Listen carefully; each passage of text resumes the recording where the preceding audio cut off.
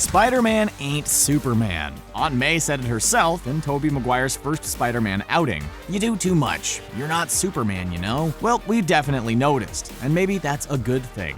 Maybe not. Watch this video and decide for yourself which franchise should reign supreme. Join ScreenRant as we go through what makes the DCEU into the franchise that it is, and why Marvel's is a different animal altogether.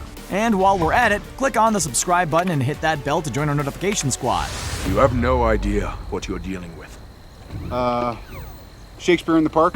Mashup.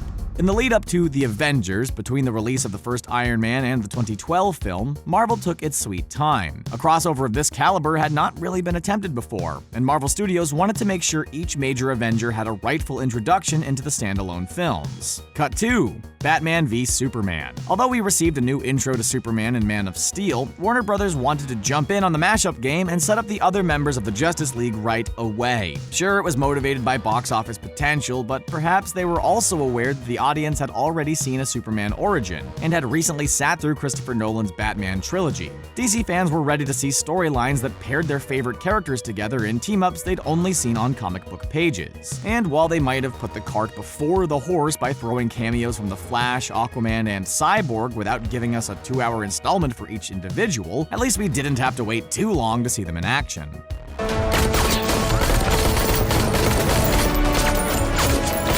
TV Universe. Like Marvel, a slew of DC characters have their own shows. Marvel's Agents of S.H.I.E.L.D. are more directly connected to the events of the film series, while Daredevil, Jessica Jones, Luke Cage, Iron Fist, and The Defenders on Netflix reference some of the major events of the Marvel Cinematic Universe. They're less beholden to everything that occurs in Marvel's Agents of S.H.I.E.L.D.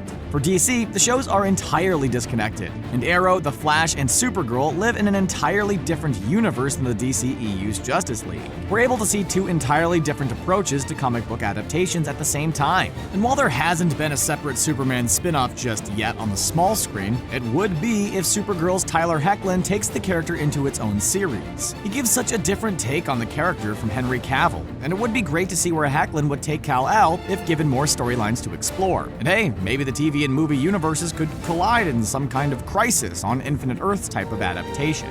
I am a god, you dull creature, and I will not be bullied by that.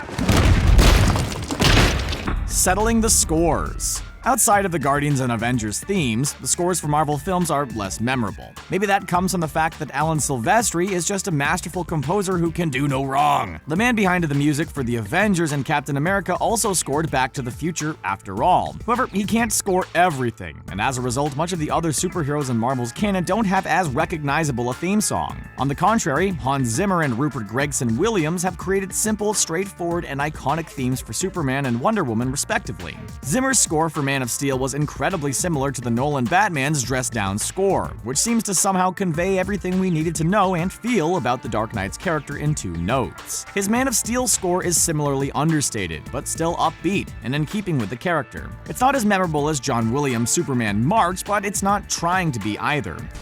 I understand.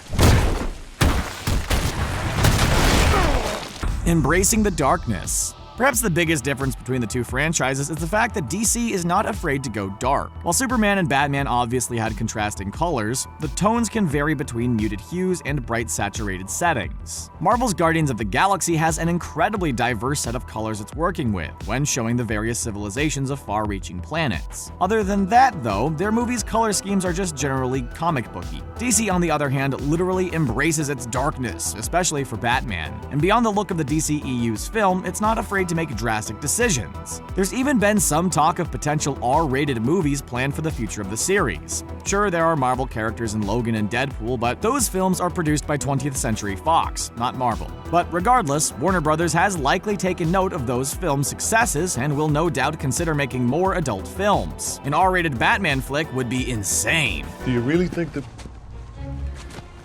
Oh wow, they really just vanish.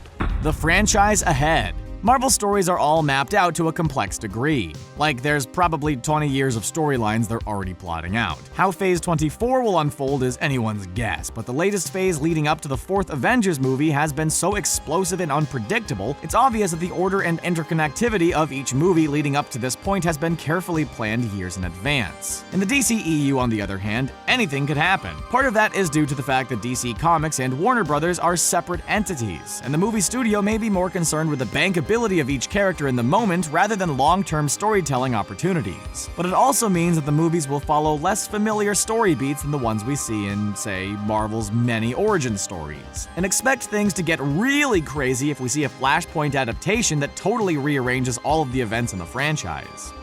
Yes! It was gross! Oh!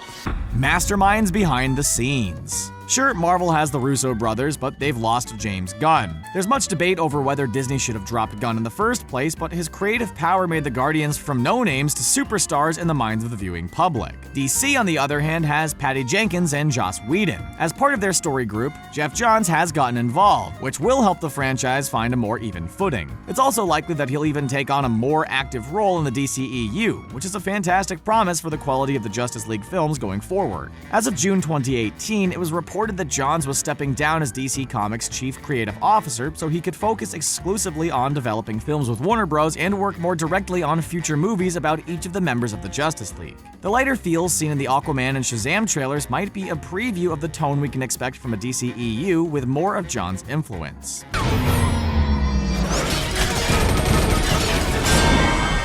Standalone female films. This one is big, especially in the era in which we're living. There's talk of a Black Widow film in the works, and of course we're getting Captain Marvel before the fourth Avengers film. Still, DC beat Marvel to the punch by churning out a standalone Wonder Woman film while the franchise was incredibly young. As we've previously mentioned, Wonder Woman's director Patty Jenkins is a force to be reckoned with, and her initial entry into the DCEU's canon was the first installment in the franchise to receive near-unanimous praise. So it's obvious that DC will be leaning on Jenkins to churn out quality material for the foreseeable future, and it means we'll get more movies that put the power in girl power.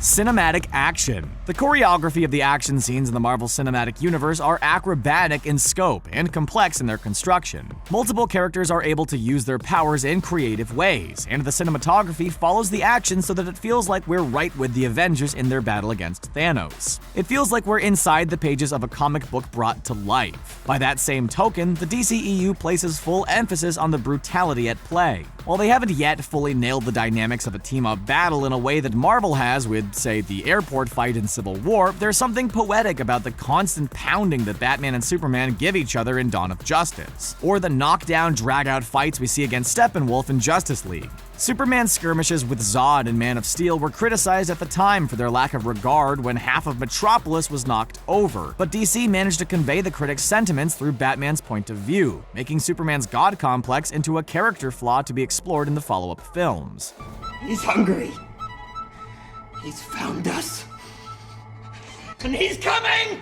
Villains. The heroes of the MCU are oozing with personality, but their villains leave much to be desired. The cookie-cutter personalities of many of these bad guys have especially made Marvel's numerous origin stories seem a bit repetitive. But let's face it, the DCEU has yet to use all of the villains at their disposal, and they still have to utilize many of the better traits and storylines for some of their more well-known characters. Lex Luthor. Still, all is not lost. With the rogues gallery that lurk in the shadows of Gotham, Metropolis, and every other fake DC city, there are opportunities for the DCEU to give us some interesting and unique stories.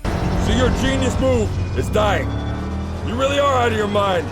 I'm not the one who brought a pitchfork. Anything can happen. Overall, with Marvel, we know what we're in for. We know that an MCU film is going to be fun and crowd-pleasing entertainment, and if it's an origin story, we know the general story bits that each character is going to hit. DC didn't take the time to introduce each character in a standalone film by using the Marvel template. They forged their own path. Up until now, it's been a bit hit or miss, but it's also been unpredictable. Who would have thought that one of their first films right out of the gate would be Suicide Squad? Who would have thought that Khal Drogo himself would play a badass Aquaman, especially after that whole Entourage storyline around the fake Aquaman movie, on top of the fact that Aquaman is, Aquaman. There's a ton of opportunities for DC to make the greatest superhero movie we've never seen. With the DCEU in the years ahead, anything can happen. And isn't that why we're fans of these movies in the first place? What are you doing? Dance off, bro! Me and you! And that is the end of our video. Do you feel like there's anything else that sets DC apart from Marvel, for better or worse? Let us know in the comment section below. And remember, there's more videos where this came from, whenever you want. Any Screen Rant time on this Screen Rant channel. We'll see you next time.